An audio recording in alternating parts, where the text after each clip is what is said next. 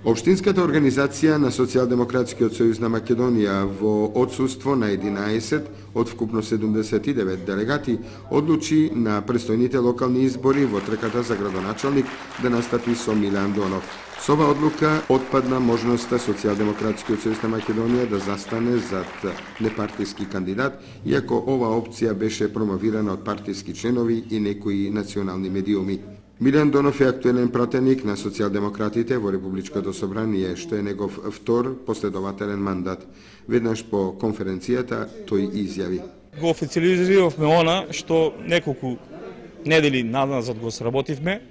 Еве јас како кандидат за претстојните локални избори од редовите на Социјалдемократскиот сојуз ви уверувам дека ќе ги вратиме нашите бои во локалната самоуправа и ви уверувам дека со моето и севкупно искуство на Социјалдемократскиот сојуз од годините наназад ќе успееме економски, социјално, културно и образовно градот да го вратиме на она место каде што го заслужуваше пред многу години епитетот еден од најидеалните градови за живење. На изборната конференција од вкупно евидентираните 79 присуствуваа 68 кандидати.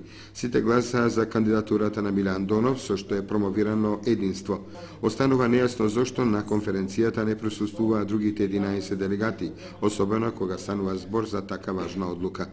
Инаку на конференцијата со класичен партиски вокабулар на делегатите им се обрати председателот Радко Христов, кој меѓу другото истакна: 2012 година беше година во која требаше да го победиме стравот, да го наметнавме овој режим и да ги охрабриме нашите сограѓани да го кренат својот глас против погубната политика на актуелната власт.